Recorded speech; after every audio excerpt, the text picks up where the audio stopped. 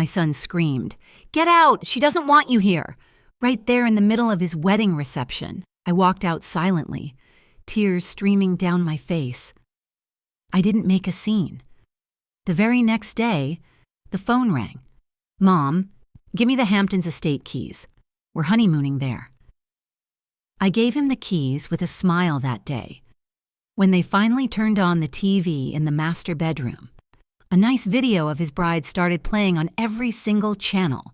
If you're watching this, subscribe and let me know where you're watching from. I'm Vera Maxwell, 67 years old, and apparently the most unwelcome mother in Westchester County. But let me backtrack and tell you how I got my perfect revenge on the woman who stole my son and the son who betrayed me. The wedding was supposed to be the happiest day of my life. Everything was perfect until the moment I walked into the ballroom of the Sterling Club. "What is she doing here?" Isolda's voice, sharp, cold, and calculated, cut through the cheerful chatter. She stood there in her $10,000 designer gown, pointing at me like I was a cockroach. My son, Arthur, just stood there, paralyzed. "I invited her." "Isolde," Arthur managed weakly. "She's my mother." Isolde's laugh was thin and cruel. "The woman who called me a gold digger at the rehearsal dinner. The woman who's been trying to sabotage our life together for 6 months. I hadn't used those exact words, but I had expressed concerns about their financial expectations, given his trust fund. "Get out!" Arthur suddenly exploded, his face flushed with anger and embarrassment. "She doesn't want you here, and honestly, neither do I. This is supposed to be our day, not another one of your guilt trips." 200 guests stared at me in stunned silence as I felt the hot, silent tears roll down my cheeks. My own son, the man I'd worked tirelessly to put through Yale, was throwing me out of his wedding. I left immediately, but as I sat in my black sedan watching the party lights shimmer, something hard and cold settled in my chest. If they wanted me to be the enemy, it was time I finally acted like one. The next morning, Arthur called, his voice sickly sweet. "Mom, I'm so sorry about last night. Isolde was stressed, and I totally overreacted." "Of course." "Sweetheart," I said, a dangerous sweetness dripping from my voice. "These things happen." "Great. Actually, we have a huge favor. Could we borrow the keys to the Hamptons estate? We want a honeymoon there instead of going to the Maldives. The travel costs got a bit higher than expected." The estate, valued at over $4 million, was the family property where I'd installed a cutting-edge smart home system 6 months ago. "Of course, darling," I said. "I'll have the keys ready for you this afternoon." When Arthur and Isolde arrived, she couldn't meet my eye. "Thank you so much, Mrs.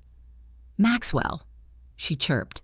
"Oh, please, call me Vera," I said, handing over the keys with a blindingly bright smile. After all, we're family now. I watched them drive away, then immediately went inside and booted up my laptop. The security system included hidden cameras and the ability to remotely override the entire entertainment network. I opened the control panel and started uploading a very special video to the estate's media server, a video that would turn their honeymoon into a nightmare they'd never forget. Because 3 months ago, I had learned the horrifying truth about my sweet daughter-in-law. That truth started with a phone call just 2 weeks before the wedding. "Mrs. Maxwell, this is Detective Rhodes with the Westchester County Police. We're investigating a fraud case, and your son's fiancé's name came up." "What kind of fraud?" I whispered.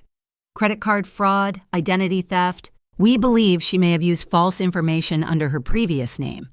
The name Isolde is relatively new. Her name wasn't even real." "What was her previous name?" I asked. "Eris Sterling.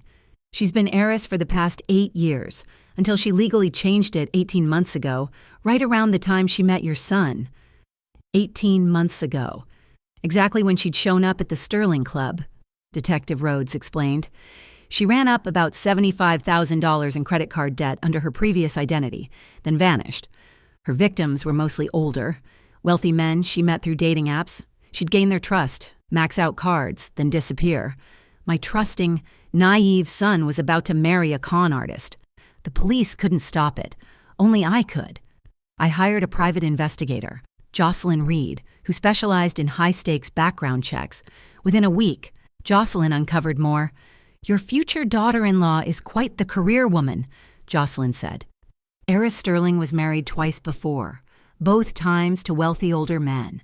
Both marriages ended in divorce, with her receiving substantial, multi-million-dollar settlements. I studied the photos. Jocelyn pointed to Marcus Freeman, a developer. He died of a heart attack 6 months after their divorce was finalized. The autopsy showed elevated levels of digitalis in his system. Then, David Park, a tech executive.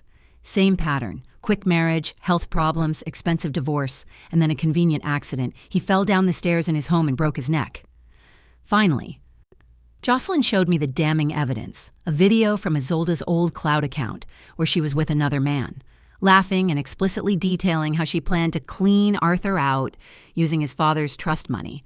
"Can you make me a copy of this?" I asked. Jocelyn nodded. "I'm going to save my son, even if he hates me for it." 2 days before the wedding, Isolda asked me to lunch. "As Arthur's wife," she cooed, "I'll need to be his primary confidant, especially about financial matters. It wouldn't be appropriate for him to discuss our private business with anyone else, even family." There it was, the attempt to isolate him. "Do you love my son?" I asked. She maintained her smile. "Of course. I love him. I think you don't know me as well as you think you do," she said slowly. "You're absolutely right. Well, when no was," I replied. "I don't know Eris Sterling at all." Her face went white. "Just like you don't know Marcus Freeman or David Park." I pulled out my phone and showed her a screenshot from the video, just enough to let her know what I had. "What do you want?" she whispered. "You're going to marry my son," I continued calmly. "But you need to know that I know exactly what you are. The second you try to hurt him, I will destroy you." She left without another word. I had given her her final warning. The honeymoon was supposed to last 7 days. They were back on Tuesday morning. Arthur looked like he'd seen a ghost. Isolda's face was red and swollen. "You know damn well how it was," Arthur hissed. "The video, Mom. The video that somehow got uploaded to every single television in the house. Oh, my goodness. A virus in the system? How terrible," I said innocently. "Cut the act," Arthur snapped. "You did this." "It was her," Isolda finally wailed.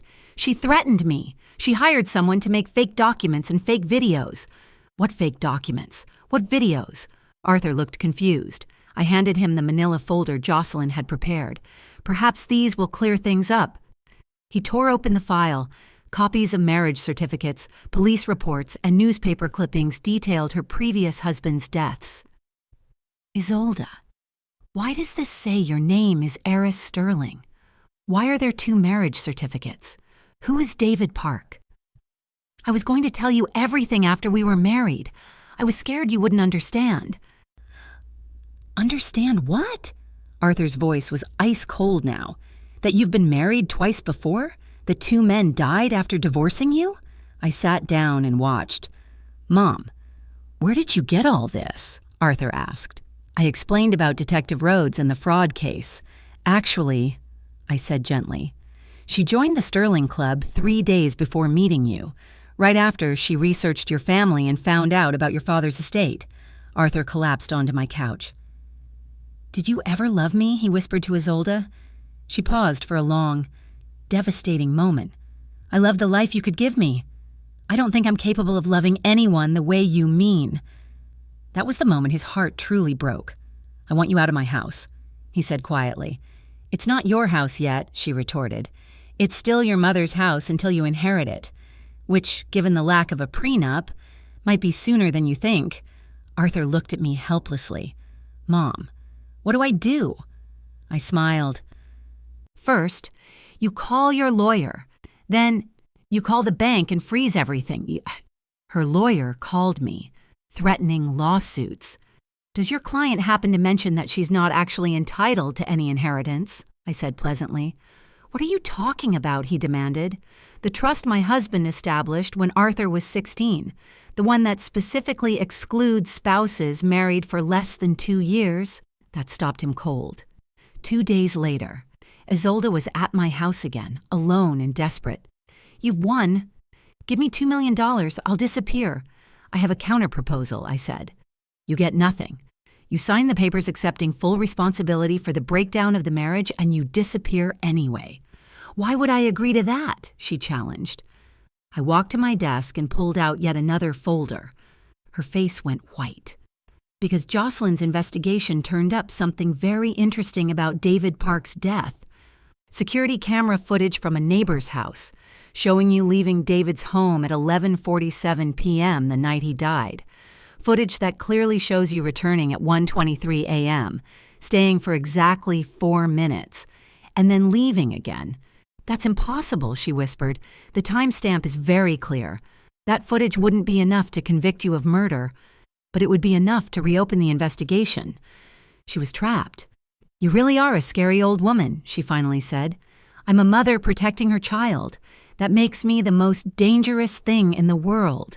She signed the confession that afternoon, an admission to fraud and entering the marriage under false pretenses.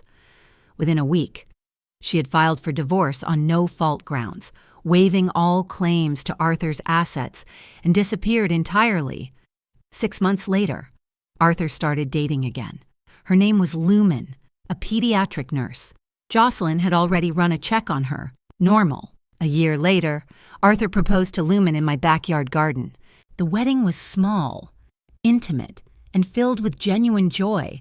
This time, I sat in the front row with tears of happiness streaming down my face. During his speech, Arthur looked directly at me. I want to thank my mother for never giving up on me, even when I was too stupid to listen. Mom, you saved my life. Watching them dance, I felt nothing but profound satisfaction. I had done what was necessary.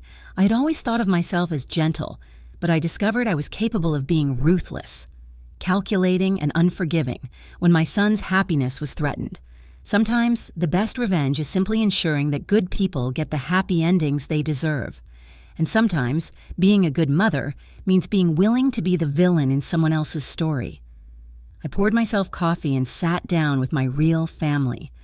My son was safe, happy, and loved by someone who deserved him. I was finally at peace with both the woman I'd been and the woman I'd had to become. Never underestimate a mother protecting her child. We're always watching.